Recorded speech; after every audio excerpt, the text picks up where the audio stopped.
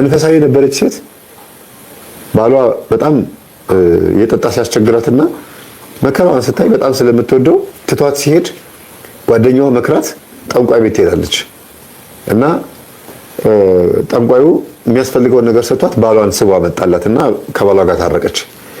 ከታረቀችበት ሳምንት ጀምሮ ማለት ነው የቤተ ክርስቲያን ደጅ ረግጣ አታውቅም። ጸበል የሚባል አትወድም። ከዛ መናፍቅ ሆነች። ከዚህ ከአይነ ጥላ ጋር የተያዙ ጠንካራ የሆኑ ሕክምናዎች ስለሚገኙ በዚህ ማዕከል ላይ የሚሰጡ አገልግሎቶች ሰፋ ያሉ ናቸው። አይገርማችሁም? በባህል የህክምና ጥበብ ሙሉ በሙሉ እንደሚፈወስ ያውቃሉ? አንድ ሰው አይነ ጥላ ወይም ገርጋሪ ካለበት እነዚህን ምልክቶች በህይወቱ ውስጥ ያሳያል። ምክንያቱ ያልታወቀ መሰረት የሌለው ጭንቀትና ውጥረት፣ በሁሉም ሁኔታ የበታችነት ስሜት መሰማት፣ ፍርሃት፣ በራስ አለመተማመን፣ ኮንፊደንስ ማጣት፣ ሀሳብን ግልጽ አድርጎ ለማስረዳት አለመቻል አሉ። ከዚህ ከአይነ ጥላ ጋር የተያዙ ጠንካራ የሆኑ ህክምናዎች ስለሚገኙ በዚህ ማዕከል ላይ የሚሰጡ አገልግሎቶች ሰፋ ያሉ ናቸው። አይገርማችሁም? የግብር ዶሮን የያዘው ስለ አይነ ጥላ ነው እያወራ ያለው። እኛ አይነ ጥላ እንዴት እንደሚወገድ በመጾም፣ በመጸለይ፣ በመስገድ፣ በመቃወም፣ በመጠመቅ፣ በመንቃት እያስተማርን ያለነውን ትምህርት እየገለበጡት ምን እያደረጉ ነው? አይነ ጥላ እነሱም አይነ ጥላን የተሰማ ከዚህ በኋላ ያሉትን እንዳለ ደብተራዎችና ጠንቋዮች ተሰሟቸዋላችሁ። እንዴት ከአይነ ጥላ መላቀቅ እንደሚቻል ለመናገር ጥረት ያደርጋሉ። አይገርማችሁም? ስለ ዕውቀት እኛ ከመጽሐፍ ቅዱስ ከገድላት ከስንክሳር ጉዳቱና ጥቅሙን እያመጣን እያሳየን እንዴት ሰው ዕውቀትን ማግኘት እንዳለበት በመላእክት እንዴት መማጸን እንዳለበት እየተናገረን እነሱ ደግሞ እንዴት በሌላ ነገር እንደሚያደርጉት ታያላችሁ። ይሄ ሰው የሚናገረው ስለ መፍትሄ ይመስላል። ቅድም እንዳልኳችሁ ገና ሲጀምር እውነት ወይም ደግነት የሚመስል ጥሩ ነገር የሚመስል ለሰው ጥሩ ነገር አቅርበናል ብለው ይሄንን ጥንቆላ በዩቲዩብ፣ በቲክቶክ፣ በማህበራዊ ሚዲያ፣ በሶሻል ሚዲያ ሲያቀርቡት አለማፈራቸው፣ ዶሮን አርዶ አይነ ጥላ ለማባረር ጥረት ማድረግ፣ ለአጋንንት መስዋዕት አቅርቦ ጭስ አጭሶ ዓለሞች እያለ እየተለመነ አይነ ጥላን ለማስወገድ ይሄንን ቪዲዮ ሲሰሩ አለማፈራቸው አይገርማችሁ? እና ያው ማህበራዊ ሚዲያ ስለመጣ ነው እንጂ ይሄ ሁሉ አይታወቅም ነበር። አብዛኛው ሰው ይሄን አያውቅም ነበር። አናምንም ይላል ሰው። አረ እንደዚህ ነገር የለም ምንድነው የምታወሩት? ተረተረት ይላሉ። አሁን ግን ሁሉም ነገር እየተቀረጸ ወደ ግልጥ ስለመጣ የማይታይ የተገለጠ የተሸፈነ ወደ ግልጥ የማይመጣ የተሰወረ ነገር የለም ብሏል ክርስቶስ። እንዳልኳችሁ ይሄው ስራቸው እየተገለጠ ነው። ክፋት መቼም ብትሆን ሳትገለጥ አታድርም ያሉት አባታችን ለዚህ ነው። መጥፎ ነገር ክፉ የሆነ ልብ ርዕሱንም እንደዛ ያልኩት ክፉ ልብ ወይስ ክፉ መንፈስ በልብ ውስጥ ብዬ ርዕሱን የተናገርኩት ለዛ ነው። አባታችን ክፉ የሆነ ሰው ሁልጊዜ ይገለጣል ያሉት በመንፈሱ ምክንያት ነው። ሰውየው ክፋቱ እንዳይገለጥበት ሲሸፈን መንፈሱ ግን ይገልጥበታል ማለት ነው። እግዚአብሔርም ደግሞ አንዳንዴ ይገልጣል እንደ ቅጣት። የቤተ ክርስቲያንን ሳንቲም የመዘበሩ አባቶች ሲገለጥባቸው አይተናል። በቤተ ክርስቲያን ውስጥ ክፉ በሆነ ዝሙት ችግሮች የፈጠሩ ሰዎች ሲገለጥባቸው ሲዋረዱ አይተናል። በህዝብ ላይ ግፍ የሰሩ መሪዎች ሲዋረዱ በህዝብ ፊት ሲዋረዱ አይተናል። ሁሉ ነገር ወደ ግልጥ ይመጣል ነው የሚለው። ይሄም ደግሞ ጥሩ ተናገርኩ ብሎ አይነ ጥላን ለማስወገድ እኛ ጋር አስቡት። አይነ ጥላ እኮ ሰይጣን እኮ ነው። አይነ ጥላ አጋንንት ነው። መጽሐፍ ጽፈን እንዴት ዓለምን እየረበሸ እንደሆነ እየተናገርን እየሰሙ እሾህን በሾህ ነው የሚያደርጉት። እና ማህበራዊ ሚዲያ ላይ መጥተው ሲለጥፉ ለነሱ እኔ ክፉ ነኝ ብለው አስበው አይደለም፣ ህዝብ ጠቃንን ብለው ነው። ጠንቋይ ራሱ እኮ ሰይጣንን እያገለገለ እንደሆነ ያውቃል። ግን ቤት ሰርቶ ኑ እስቲ ችግራችሁን ልፍታላችሁ ሲል ከማን ጋር ሆኖ ነው? ከሰይጣን ጋር። ግን ችግርን ፈቺ ሆኖ ነው የመጣው። ደግነት የሚመስል ክፋት፣ ደግነት የሚመስል ሞት፣ ወጥመድ ማለት ነው። ህዝብን አገዝን ብለው ተቸግራ እኮ ነው ምን ታርግ እሷ ታማ ተሰቃይታባት እኮ ነው ይባላል። ከዛስ ሲባል ሄደች በቃ ሄድኩኝና ለጊዜው መፍትሄ አገኘው። ምን ሀብት፣ ለጊዜው ፈውስ፣ ከዛ በኋላ ደግሞ ደስታ፣ ከባሌ ጋር ታረኩ ይላሉ። መንፈሳዊ የነበረች ሴት ባሏ በጣም የጠጣ ሲያስቸግራትና መከራዋን ስታይ በጣም ስለምትወደው ትቷት ሲሄድ ጓደኛዋ መክራት ጠንቋይ ቤት ትሄዳለች እና ጠንቋዩ የሚያስፈልገውን ነገር ሰጥቷት ባሏን ስቧ መጣላትና ከባሏ ጋር ታረቀች። ከታረቀችበት ሳምንት ጀምሮ ማለት ነው የቤተ ክርስቲያን ደጅ ረግጣ አታውቅም። ጸበል የሚባል አትወድም። ከዛ መናፍቅ ሆነች። አያችሁ፣ አስታራቂ ማን ስለሆነ ነው? እግዚአብሔር ነው። ይሄ ነው እንግዲህ ለጊዜው ከባሏ ጋር መታረቅ ስለፈለገች ጥሏት እንዳይሄድ ቶሎ ብላ መፍትሄ የፈለገችው ያንን ነው። ለምን? እግዚአብሔር ስለሚዘገይ ነው። እውነት ከእግዚአብሔር ሰይጣን ፈጥኖ ነው። ነጮች እንደሚሉት he works like a devil ይላሉ። he runs like a devil፣ እንደ ሰይጣን ነው የሚሮጠው ይላሉ። ስለዚህ እንደ ነጮች እኛም ምን ሆነናል? ማተብ አስረን፣ እነሱም እንዲያውም ማተብ የላቸውም። ማተብ አስረን ግን ፈጣኑን እንደ ሰይጣን ቆጥረነዋል ማለት ነው። እግዚአብሔር ይዘገያል። አዎ ስጋውያን ስለሆነ እግዚአብሔር ቶሎ ለዚያ ነገር አይፈጥንም። እንድንጠፋ ስለማይፈልግ ስጠን ያልነውን በሙሉ አይሰጠንም። በጣም ይገርማል። መናፍቅ ሆነች ልጅቷ። ቸርች ድረስ ሄደን ነው እህቶቿም እኔም ሁላችንም አስረድተናት እባክሽ ብለን ለምነናት። በእውነት በጣም ትዕግስቴን ተፈታትነው ሰድባኝ ወጋው በኢየሱስ ስም ምናምን እያለች በቃ ስንት መጥፎ ነገር ሁሉ ተናግራለች። ሁለተኛ እንዳመጣብኝ ብላ ሁሉ ተናግራ ነበረ። እኔ ግን ወጋው ስትል መልሼ ራሱን ነው የወጋሁትና ምንድን ያልኳት? እስቲ ልብ ብለሽ አስተዊ እህትሽ የምትለውን ስም ያልኳት። እሷ የምትለውን አልሰማም፣ አንተ የመጣህበትን ንገረኝ አለችኝ። እኔ የሷን ሐሳብ እኔ ልናገር ስላት ተናገር አለችኝ። ለምን? ተጣልታታለች። ስለተጣላቻት እሷ የምትለውን አትሰማም፣ አታምናትም። በጣም መንፈሳዊና ጥሩ ሴት እንደነበርሽ እግዚአብሔርን ዘወትር የምታገለጊ ጠዋት ኪዳን ማታ ጉባኤ ቅዳሴ እማትቀሪ መልካም ሰው እንደነበርሽ ሰምቻለሁ። እናም ከዚህ ህይወት የወጣሽው በባልሽ ድብደባና በባልሽ ስቃይ ምክንያት ነው። ሊፈታሽ ሲል ጓደኛሽ በመከረችሽ ምክር ጠንቋይ ቤት ሄድሽ አልኳት። ደነገጠች። ረስተዋለች፣ ይሄን ጉዳይ በፍጹም ረስተዋለች። ግን እኛ እንደምናውቅም ማወቋም አስደንግጧታል። እሺ እና ከዛ ሳለችኝ፣ አዎ አሁን ግን በጌታ ተወግቷል አለችኝ። ኖ አሁን በጌታ የምትይው ሳይመጣ በፊት ወደ ኋላ እንሂድና በፍጥነት ባልሽን ካገኘሽው በኋላ ከታረቅሽ በኋላ ከቤተሰቦችሽ ራቅሽ፣ ከእግዚአብሔር ራቅሽ፣ ከመንፈሳዊ ህይወት ራቅሽና ዓለማዊ ሆነሽ 1 ዓመት ተቀመጥሽ። ሁሉ ነገር ቀርቶ ማህበርም ራሱ አልደግስም ብለሽ ነበረ፣ ጽዋ ማህበርም። ከዛስ በኋላ ፕሮቴስታንት ሆንሽ። እንዴት አድርጎ ወደ ራሱ እንደወሰደሽ። አስታራቂው ማን ነው ታዲያ ከባልሽ ጋር? አሁንም ከሱ ጋር ነሽ አልኳት። አዎ አለችኝ። ማን ያስታረቃችሁ ሰዓት ጊዜ? በኢየሱስ በእርግጥ አዎ ልክ ነው። ድንግጥ አለች። ይሄን ነው እኔ ልናገር የፈለኩት። አመሰግናለሁ ብያት መጨረሻ ላይ አሸንፊያት በዚህ ተለያየን። እንደዛ ስትሳደብ መታገሴን ወደድኩት። እንደዚህ የመሰሉ አባቶች አስተምረውኝ ትዕግስትን ካልተማርኩ ምን ጥቅም አለው ቤተሰቦች? ከዛ በኋላ ግን እግዚአብሔር ይመስገን ራሷ መጣች ቢሮ፣ ራሷ ደብዳቤ አስገባች። ሰላሜ እሱ ጋር ያለውን ደብዳቤዎች አምጪልኝ እስቲ፣ ጠረጴዛው ላይ ያለውን እዛ ጠረጴዛ ላይ ያለውን እና ደብዳቤ አስገባች። አነበብኩት እና ይሄን የጻፍኩልህ እያለቀስኩ ነው። እናንተ መታችሁ ካናገራችሁኝ በኋላ ባሌ እንደ ቀድሞ ሆነ። ምንድነው አለችኝ። ምንድነው ምክንያቱ? እንደ ቀድሞ ሆነ። ኃይለኛ ባለጌ። አዎ ይኸውላችሁ፣ ይሄ እንግዲህ ዛሬ የተቀበልኩት ነው። ይሄ ሁሉ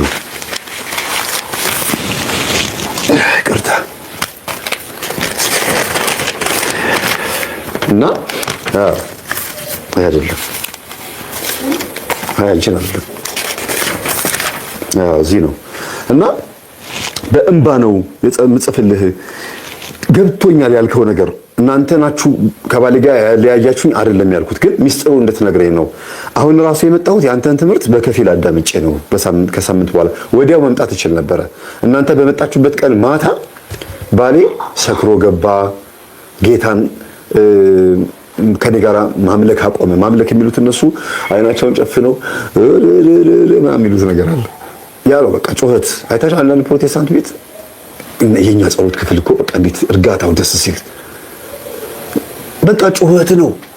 አሜን ጩኸት ነው በቃ። አይታችሁ አላጋጥሟችኋል እንደዚህ አይነት ነገር? እነሱም ጸሎት ክፍል አለን ብለው ማለት ነውና እግዚአብሔር ወደ ተረጋጋችሁ ተዋህዶ ይመልሳቸውና ምንድነው ምክንያቱ አለችኝ። እስቲ ባክህን አስደንግጠኸኛል አለችኝ። አዎ እንቶ ፈንቶ ብሎ ጻፈ። እንደዚህ አይነት ድንዙዞች አሉ ምንም የማይገባቸው። አሁን ይሄን ታሪክ እንደዚህ ብዬ ስናገር ወይ ምናልባት መናፍቅ ፕሮቴስታንት ሊሆን ይችላል። ኦርቶዶክስ ሆኖ ግን ይሄን ከጻፈ በቃ አይምሮ ላይ ቁጭ ብሎበታል። የውራይልን ጸበል ጠጣ ወንድማችን። ኢኤስቲ ቲዩብ እንቶ ፈንቶ ብሎ ጽፏል። እንቶ ፈንቶ ማለት አንተ የማይመለከት ቦታ ላይ የመጣኸው እግዚአብሔር ይገስጽህ። አያችሁ አይደለ?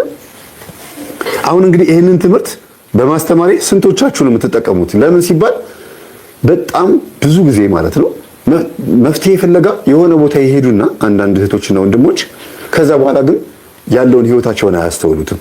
የሚያስተውሉት መቼ ነው? ከተገረፉ፣ ከተቀጡ፣ ዋጋ ከከፈሉ በኋላ ነው። ዋጋ ከከፈሉ በኋላ ነው። እና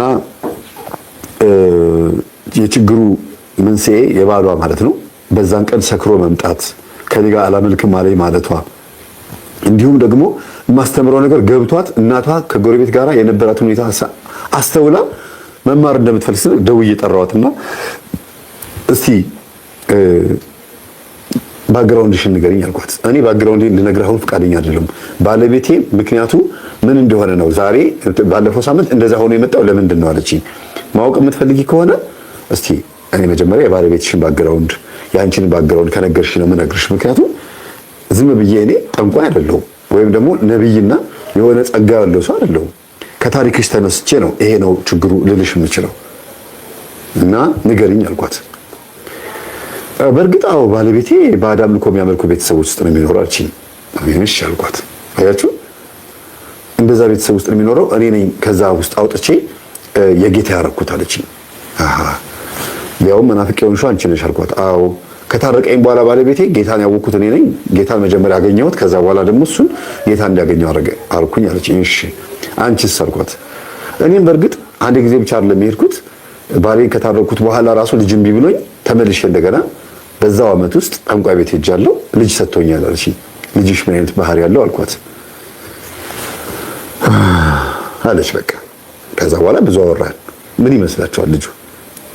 እንግዲህ ጠንቋይ ቤት ሄዳ ልጅ ከተሰጣት ልጁ ምን ሊሆን ይችላል? በጌታ ከሆንሽ በኋላ ልጅሽ ድኗል ወይ? ጌታ ፈውሶታል ወይ? አሁን ወደ ኋላ መለስሽ እንድታስቢ ነው ፈልገው። ልጅሽ ባህሪው ምን ይመስላል?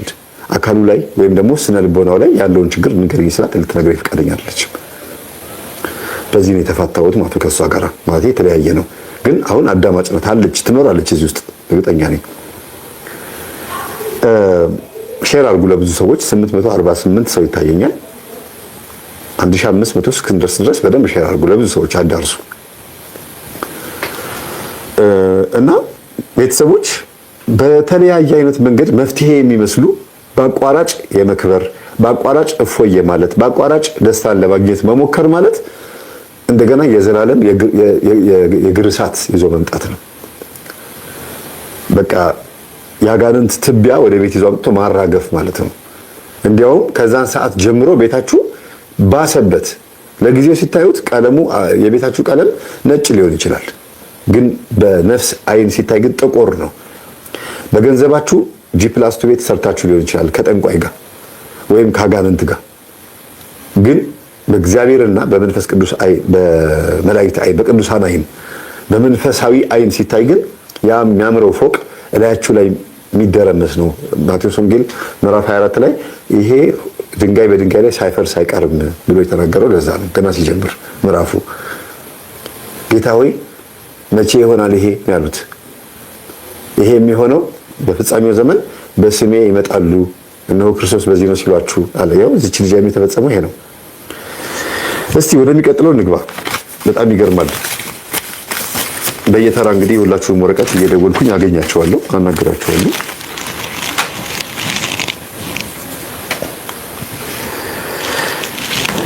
ከነዚህ ውስጥም ከሰው ጋር ላለመቀላቀል ችግር የሆነባችሁ እንዲሁም ደግሞ ስራ መስራትን የከለከላችሁ ቤት ላይ ብቻ ስቴይ አድርገው ወይንም ከሰው ጋር ተገለው የሚኖሩ እህት ወንድሞቻችን ካሉ ከዚህ ከአይነ ጥላ ጋር የተያዙ ማየቱ አይደለም ስራ ቢካላችሁ በአጠቃላይ መፍትሄ ፈላጊ መስሎ ነው የመጣው።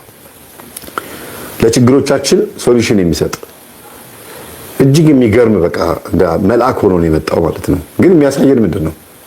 ዶሮ ጠንቋይ ቤት እጅግ ይገርማል። የቤት ከራማ ጠንካራ የሆኑ ሕክምናዎች ስለሚገኙ አይነ ጥላ ወይም አሁን ይሄን ደግሞ ስሙት። ይሄም ደግሞ የባህል ሕክምና ዶክተር ነኝ ነው የሚሉት ይቅርታ ትልቅ ሰው ናቸው የሚሉት እና ሙያው አላቸው። በዚህ ጉዳይ ላይ ረጅም ዓመት ያሳለፉ ይመስላሉ። ግን እዚህ ቤት ውስጥ ባሉ ብልቃጦች አጋንንትን አስወጣለሁ ሲሉ የቀደሙት ሰይጣን ነው የሰውየው። ግን ክፋት እየተገለጠ የመጣ ያልኳችሁ ይሄ ነው። በእነዚህ ጠርሙሶች አጋንንትን ማስወጣት፣ መናፍስትን ማስወጣት እዚህ ቤት ውስጥ ባሉት እቃዎች ማለት ነው። ለዚያው በተቀመሙ ቅጠላ ቅጠሎች አስቡት። ያለኔ ምንም ልታረጉ አትችሉም ያለው ኢየሱስ ክርስቶስ ነው። ጌታ ሆይ ጸሎትን አስተምረን ሲሉት አቡነ ዘበሰማያት አባታችን ይሄን አስተማረ። የመስቀሉን ኃይል አሳየ። በመስቀሉ ጠርቆ ጠላትን ከመንገድ አስወገደው ነው ያለው እንጂ በዚህ ቅጠላ ቅጠል አላለም። በመስቀሉ ጠርቆ ነው ያለው። ጠርቆ ማለት ይዞ ማለት ነው። እኛም መስቀልም መቁጠሪያም ምን ይዘው በዛ ኃይል በእግዚአብሔር ኃይል ነው። ተመልከቱ፣ እዚህ ጋር የሚናገረው ነገር ስሙ። አይነ ጥላን ስሙን ጠቅሷል። መናፍስትን ስም ይጠቅስና እነዚህን በማድረግ መፍትሄ ማምጣት ይቻላል ብለው በኩራት እንደ ሙያ እንደ ጥበብ ቆጥረውታል። በቃ ምን አለበት መናፍስትን ትውት አድርገዋቸው የስጋን በሽታ በዚህ ማከም ይቻላል። የሰውን ጭንቀት የሚመጣው ከተለያየ የሆርሞን መዘበራረቅ ከሆነ ሆርሞኑን ለማስተካከል ይጠቅማል ብለው ቢሉ እንኳን ያስኬዳል። ስጋን ለማከም ለኪንታሮት ለምናምን ለጨብጥ ለቂጥኝ ምናምን ይሉና ከዛ በኋላ ደግሞ አይነ ጥላ ገርጋሪ ሾተል ይሏቸዋል። ከዛ ደግሞ የቡዳ መንፈስ ለማስወገድ ድር ማነው ቁብ እንዲደርሳችሁ ሎተሪ እንዲደርሳችሁ ይሉና ይበጡላችኋል። ደግሞ ታራዛ ድረስ የሚሄደው ማን ነው? በድብቅ ደግሞ የሚሰጠው ምንድን ነው? ስንፈተ ወሲብ ደግሞ አሁን በግልጽ መጥቷል። ግን በድብቅ ለሌባ ደግሞ ድግምት መድገም ከልከሌዎስ አፍዛ ደንዝዝ እሱንም በይፋ አያስተዋውቁትም። እናፈዛለን እናደነዝዛለን ማፍዘዣ ማደንዘዣ እንሸጣለን አይሉም። መናፍስታዊ የእንቅልፍ ኪኒን ማለት ነው። ስለዚህ እስቲ ስሙት የሚናገረውንና ከመጽሐፍ ቅዱስም ሆነ ከመንፈሳዊ ሕይወት ከሃይማኖት አንጻር ስትዳኙት ሙሉ በሙሉ መጽሐፍ ቅዱስን እንዳንቀበል እንድንሽረው እዛ ውስጥ ያለውን የሃይማኖት አስተምህሮና ትጋት መንፈሳዊ ትጋት የሚባለው ነው። የቅዱሳንን ገድል የቅዱሳንን ድርሳን ስንክሳሩን አጠቃላይ የመድኃኒትን ስራ ሙሉ በሙሉ የሚያስርስ። ለዚህ ነው እኛ ሃይማኖተኛ መሆን ያቃተን። ይሄን ነገር እየተከተልን ለካ እንዲህ አይነት ተስፋ እየሰጡት ነው ሰው ለካ የሚልከሰከሰው። አያችሁ አይነ ጥላን የሚያክል አጋንንት እንግዲህ በጣም እኮ ከባድ ተጽዕኖ ፈጣሪ መንፈስ ነው። ለኛ ለክርስቲያኖቹ እንግዲህ ተጽዕኖ ፈጣሪ ከሆነ ለአሕዛብማ ጢባ ጢቤ ነው የሚጫወትባቸው። ለምን እኛ ጿሚ ጸላይ እስካልሆን ድረስ ሊያስቸግረን ይችላል። አጋንንት ግን የወደቀ በአመድ በቆሻሻ የተጣለ ጸጋውን የተገፈፈ ነበረ። ከዛ በኋላ በኪኒን በምናምን እንደምንታከመው አንዳንድ ነገሮች በኋላ ግን ጸበል ላይ ስንሰማ ምን ይላል? ዲስክ ነው ብዬ ኦፕራሲዮን አስደረኳት፣ የልብ ድካም ወይም ደግሞ የልብ ችግር የልብ ኬዝ ነው ብዬ እንዲያደረኩት፣ ኩላሊትም ኢንፌክሽን ፈጥሬ ዲያሊሲስ አስጀመርኩት ይላል መንፈሱ ሲለፈልፍ። ለምን ሲባል ገንዘብ እንዲያወጡ የደም ግብር ማግኘት ስለምፈልግ በኦፕራሲዮን ይሄ በቃ ትልቁ ስራዬ ነው የሚለው መንፈስ። እዚህ ጋር ያለውን ባህል ሕክምና ደግሞ ከዛ አንጻር ይሁት እዛ ጋር ሳይንሳዊ ነው። ይሄን ባህል ሕክምና ሳይሆን ደግሞ ሰው በቡዳ ተይዞ በአጋንንት ተይዞ እየለፈለፈ የማይሆን ስራ እየሰራ እየታወቀ በዚህ ቅጠላ ቅጠል መንፈሱን ዝም ማሰኘት ማለት ፒስ ግጭ እንስማማ ማለት እኮ ነው። አትረብሽ በቃ ያው ችግር የለውም ግብር እንሰጣለሁ እንደማለት ነው። ታዲያ ምኑ አቃጥሎት ነው ብለው ሉቃስ ወንጌል ምዕራፍ 10 ላይ አጋንንትን በስምህ ወጡልን ጮኸው ሄዱልን የተባለው በቅዱሳን በድንግል ማርያም ስም በመላእክት ስም አጋንንት የሚወጣው። ታዲያ ምን ጥቅም አለው ይሄ? እዚህ ጋር የመላእክት ስም ምን ጥቅም አለው ይሄ? እዚህ ካለ ገድሉ ድርሳኑ ስንክሳሩ ምን ጠቀመን ታዲያ? ምን ያደርግልናል? አንደኛውን ይሄን ኮርስ አይሰጡም። ከረባታቸውን አድርገው በደንብ ፕሮፌሽናል ሆነውበት እየሰጡ በኮንፊደንስ ቅድም አባታችን የተናገሩት ነው። ክፉ የሆነ ነገር ሁልጊዜ ተደብቆ ቢኖርም አሉ ሳይገለጥ አይቀርም። ይሄ ትውልድ ማህበራዊ ሚዲያ ሲያገኝ ጥበብ ነው ብሎ የሚያስበውን ሌላው ህዝብ ምን ይለዋል ብሎ እንኳን ሳያጠና ይዞት ወጣ። ግን ስለዚህ ነገር ምን ተብሏል ብሎ እንኳን አያጠኑም። ሰው ምን ያህል ግንዛቤ አለው ምን እየተባለ ነው ብሎ እንኳን አያጠኑም። አባታችን ይሄ ነገር ምንድነው ሰዎች አይ ጥበብ ነው እኮ ይላሉ።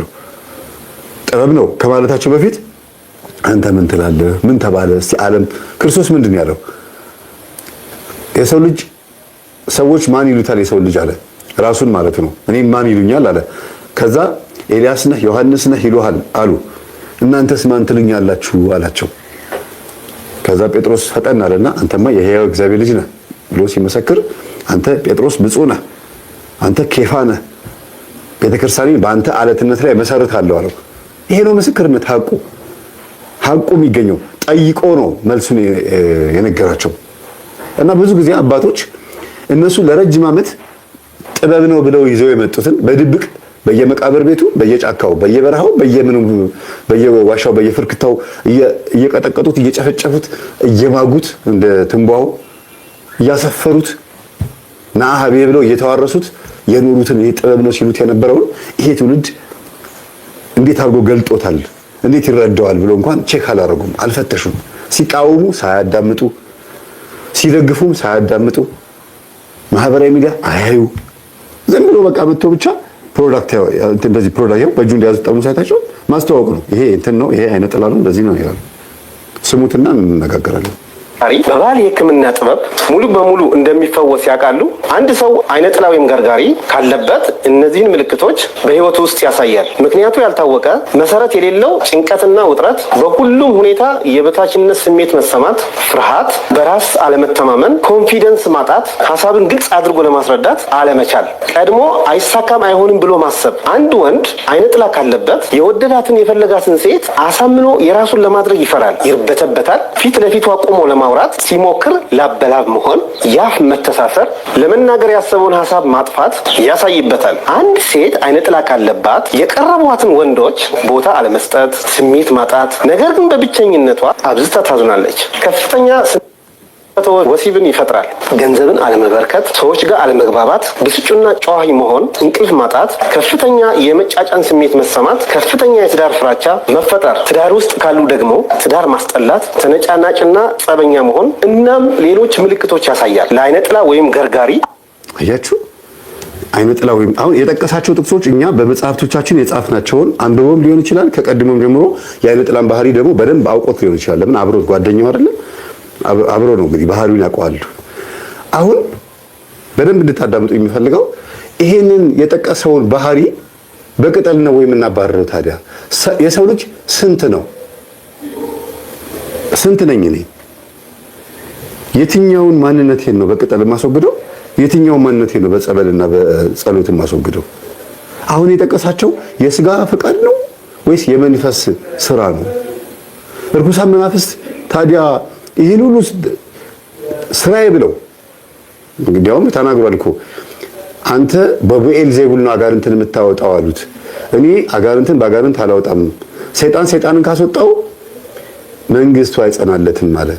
ሰይጣን በዚህ ምድር ላይ መንግስት ካለው ደግሞ ህገ መንግስት አለው።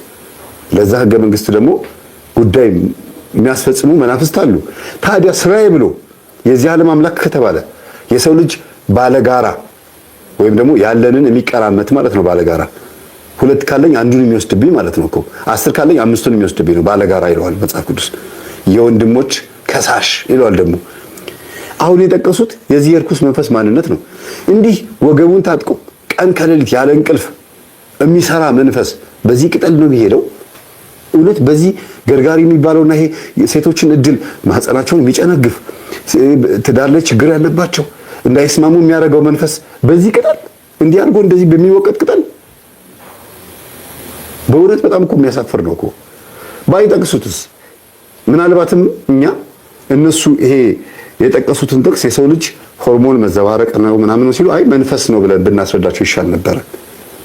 ለምን መንፈስ ነው ብለው አምነው ግን በምንድን ነው የሚድነው? እንዴት ነው ነገሩ? ወደ ውሃ ወደ ላይ ይወጣል። እንደዛ እኮ ማለት ነው። የማይሆን ነገር ነው ማለት ነው። የተገላበጠ ነገር ነው። እና ሲያስረዱ ቪዲዮ የተቆራረጠ ነው። በእርግጥ በቲክቶክ እንዲመች አዲስ የመጣ ኤዲቲንግ ስታይል አለ። ቶሎ የሚያወሩበት ያ ምንድነው? ወረቀት እያዩ ስለሚናገሩ ያቺን ፓርቲ ቆርጧታል። በቃ በቃላቸው እንዲናገር እንዲመስል ማለት ነውና የጠቀሱት ነገር በሙሉ መጽሐፍቶቻችን ላይ ያሉ የነፍሱ ጋት ላይ ጥቅሻለሁ። መምህር ግርማም ቀሲስ ሄኖክም አይነ ጥላ ብለው የጻፉት መጽሐፍ ላይ በደንብ ተጠቅሷል። የአባቶቻችን መጽሐፍት ላይ ራሳቸውን ግን እነዚህ ሰዎች ይህንን የመንፈስን ባህሪ እያወቁ ገንዘብ ለመሰብሰብ ካልሆነ ወይም መናፍስትን ሰዎች ላይ ለማንገስ ካልሆነ በስተቀር በዚህ ቅጠል መናፍስትን አባርራለሁ ማለት ወይም አይነ ጥላን አባርራለሁ ማለት ጨዋታና ስላቅ ነው በሃይማኖትና በቤተክርስቲያን ላይ። ሌላው ከሰጠው በኋላ እኚህ አባት አሁን እኚህ ሰው ይህንን የአይነ ጥላ ዱቄት እንካ ብላ ጠጣ በዚህ አድርገህ ብለው ያዙታል። አይነ ጥላ በውስጥ በኩል ሆኖ ይስቃል። ያየዋል እኮ እኔን በዚህ ሊያባርሩኝ፣ እኔ በዚህ ቅጠል ሸቶኝ ልሄድ ብሎ ይስቃል። ግን ምን ይላል? ይስማማሉ። ሰውየው ውስጥ ያለው አይነ ጥላና የተሰጠው መድኃኒት ይስማማሉ። በምን በቃ እኔ ትዳር እየገረገርኩ ስላስቸገርኩት ነው ይሄን ቅጠል እየወሰደ ያለው። ስለዚህ ይሄንን ትዳሩን ካላስተካከልኩት ወደ ጸበል መሄዱ ስለማይቀር ነገ ጸበል ሄዶ ስለሚይዘኝ ይላል ዛሬውኑ ይሄንን ያለበትን ችግር እተወውና ግን ስልቴን እቀይራለሁ ብሎ በሌላ መንገድ ይመጣል። አባሩት ግን አይደለም፣ ዲል ያደርጋሉ ማለት ይስማማሉ። ለዚህ ነው ሰይጣንን አያስወጣውም ማለት ይስማማሉ ማለት ነው። አያችሁ? ስለዚህ አሞኛል ብላችሁ ጸበል ስትሄዱ እንደምትይዙት ስለሚያውቅ አሞኛል ብላችሁ የት እንድትሄዱ ነው የሚፈልገው? ኪኒን እንድትውጡ የመድኃኒት ማዕት እንድትጠቀሙ ያደርግና ገንዘብ ታባክናላችሁ፣ ጊዜ ታባክናላችሁ፣ በዓለማዊ ነገር ትመካላችሁ። መድኃኒቱ ፈውሶኛል ብላችሁ ሳይንስንና ሕክምናን ቴክኖሎጂን ታመሰግናላችሁ። እግዚአብሔርን ትተውትና ትረሱታላችሁ። ህመማችሁ ይዛችሁ ትቀመጣላችሁ። ኖርማል ይሆናል ላይፍ። የፈጣሪ ጉዳይ ይተዋል። ለምን አላዳነኝም ብላችሁ ስለምታስቡ፣ ያዳነኝ ይሄ ነገር ነው ብላችሁ ስለምታስቡት። በስልት ነው ግን የሚሰራው ሰይጣን፣ በሲስተም ነው የሚሰራው። ቤተሰቦች በጣም ይገርማል። እስኪ እናስጨርሳቸው። አስተማማኝ ፈውስ አዘጋጅተናል። የተለያዩ የጤና እክሎችን የሚፈውሱ መድኃኒቶች ተዘጋጅተው እርሶን እየጠበቅን እንገኛለን። ዛሬ የምናወራችሁ ስለ አይነ ጥላ ወይ ደግሞ ገርጋሪ ስለተባለው የጤና እክል ነው። የሰው ልጅ ጤና የአካል ሆነ የመንፈስ ጤንነቱ ካልተጠበቀ፣ የአካል ተጠብቆ የመንፈስ ካልተጠበቀ፣ የመንፈስ ተጠብቆ የአካል ካልተጠበቀ ሚዛናዊ ስለማይሆን ትክክለኛ ደስተኛ የሆነ ስሜት እንዲኖረው ሁለቱም ጤንነቱ ሊጠበቅ ይገባል። ብዙ ጊዜ የአካል ጤንነት ምልክቱም ስሜቱም ቅርብ ነው። የመንፈስ ግን ብዙዎችን ግራ በማጋባት ረጅም ጊዜ አብሯቸው ሊቀጥልና ሊቆይ ይችላል። ዛሬ ላወራችሁ የፈለኩት አይነ ጥላ ወይም ደግሞ ገርጋሪ ስለሚባለው በሰው ልጅ ሕይወት በመከሰት በሕይወቱ ፍጹም ስኬታማ እንዳይሆን የሚመጣ እድልን በመገርገር ያለውን ደግሞ እንዳያጣጥም እንዲጠላና ችላ እንዲል በማድረግ የሰውን ሕይወት የሚያበላሽ መጥፎ መንፈስ ነው። አይነ ጥላ ወይም ገርጋሪ በሕይወታችን ብዙ ችግሮችን ይፈጥራል። የባህል ሕክምና ለጤናው ዘብ የቆመ ድርጅት ሲሆን ከአባቶች በተገኘ ጥበብ እጽዋትን በመቀመም ማታ አያችሁ፣ ከማን በተገኘ ጥበብ? ከአባቶች። ጥሩ ነው። ቅጠሉን አውቆ ስጋን ማከም እኔ አልከለክልም፣ ወይም ደግሞ አልቃወምም። በአንድ እንደ ግል እንደ ተስፋ ስላሴ ማለት ነው። ቤተክርስቲያን ብትቃወማቸው እንኳን አያቆሙ፣ የታወቀ ነው። ከልክላቸውም እንኳን አያቆሙ። ግን አባቶች የተባሉት እነማን ናቸው? እውነት አባቶች ሲባል የጠመጠመ ሁሉ አባት ነው? የጠመጠመ ሁሉ ቄስ ነው? የጠመጠመ ሁሉ ሊቅ ነው ወይ? ሊቅነቱስ ከምንድን ነው የመጣው? አራት አይና የተባሉበትስ መንገድ የትኛው ነው? አንደኛው ከአራቱ ውስጥ አንደኛው አይን የትኛው ነው? ምናልባትስ አራት አይን የተባሉት በዚህ በቤተ ክርስቲያናችን ሊቅ የተባሉበት ያ የሸመደዱት ዕውቀታቸውስ መነሻው ምንድን ነው? እንመጣበታለን በኋላ አብሾን ማለት ነው። ስለዚህ የአካላዊ ሕክምና እና የመንፈሳዊ ሕክምና አሉ ሲናገሩ ቅድም ሰምታችሁ ከሆነ ሰውየው አካላችን ከመንፈሳችን ጋር ካልተመጣጠነ ሙሉ ደስታ አይገኝም አሉ። እንዴት ነው የሚመጣጠነው? እዚህ ጋር ባለ ብልቃጥ ከሆነ የሚመጣጠነው ቤተክርስቲያን ከሰረች። ምእመኑ ታዲያ ምን ሊያደርግ ይሄዳል? ደስታ የሚገኘው በዚህ ነዋ። ሁሉ ነገር የሚገኘው መናፍስት የሚሄዱት በዚህ ከሆነ አካላዊም ሆነ መንፈሳዊ ማንነታችን የመንፈስ ስሜት የሚስተካከለው ነው የሚመጣጠነው በዚህ ከሆነ ከዛር አንጋሾችና ከዛር አረጋጊዎች በምን ተለየ ታዲያ? ይሄ ዛር አረጋጊዎች ምንድን ነው የሚያደርጉት? እነዚህ ሙስባህ ይዘው ጨሌ ማለት ነው ይዘው ጠምጥመው ነጭ ሂጃብ ነው ጀለቢያ አድርገው ቅል አንጠልጥለው ወይም ደግሞ ይሄ ባላ ነገር ዋይ ምልክት ያለው እሱ ይዘው ቡና ያስፈላሉ። ምን ይላሉ? አሁን እነዚህ ሰዎች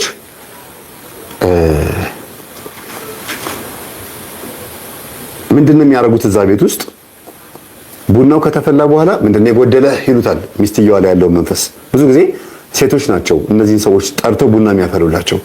በመንገድ ሲያልፉ እስቲ ጀባ በሉን እስቲ መርቃችሁ ምናምን ይላሉ። ኑ ግቡ ብለው ቡና ከተፈላላቸው በቃ ፍራሽ ላይ ይቀመጣሉ። ጫት ይገዛል፣ ይመርቃሉ። አሜን አሜን አሜን እያሉ ይመርቃሉ። እነዛን ደግሞ ይቀበላሉ።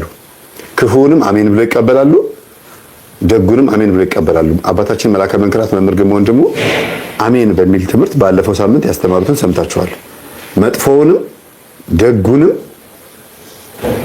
አሜን በሚለው ነገር ተቀበል ነው።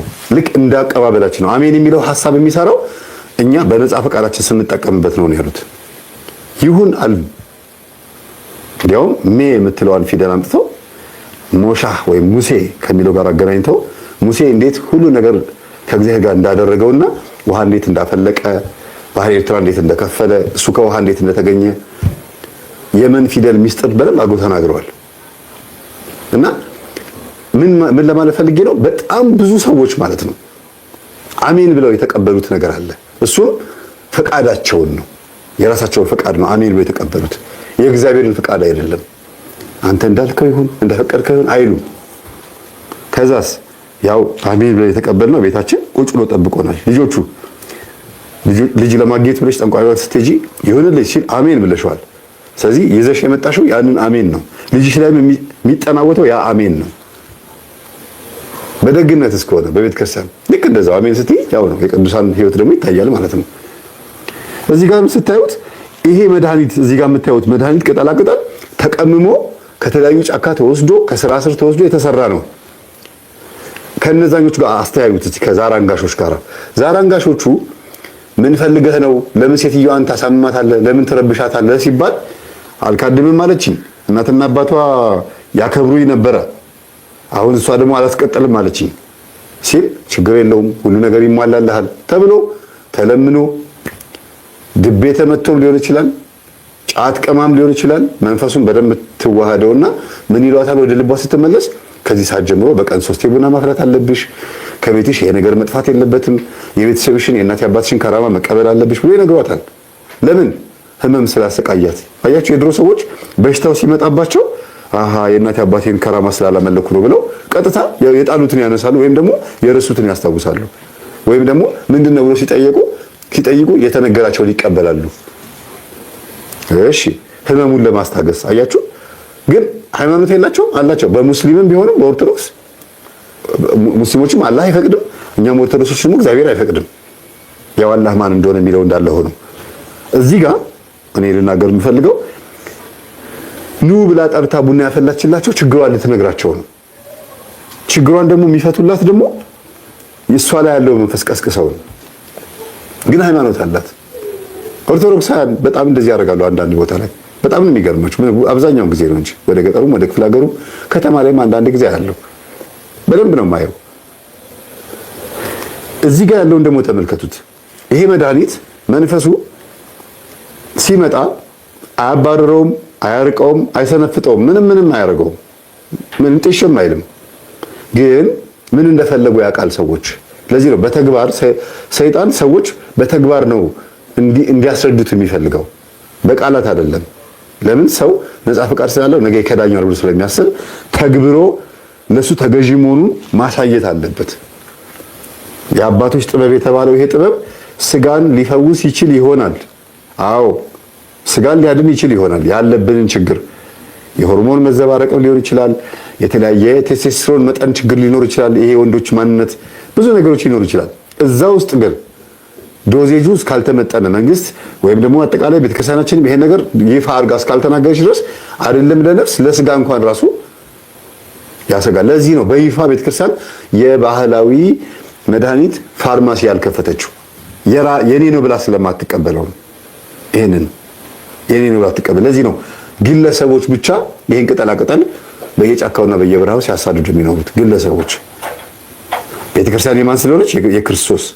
ቤተክርስቲያን የስጋው ደሙ፣ ቤተክርስቲያን የጸበሉ የእምነቱ ነች እንጂ የዚህ መድኃኒት አንዱም ሽታው አይነካትም። አባቶች የሚባሉ ታዲያ ማን ናቸው? አያችሁ፣ ይሄን ነው የምታስተውሉ የምፈልገው።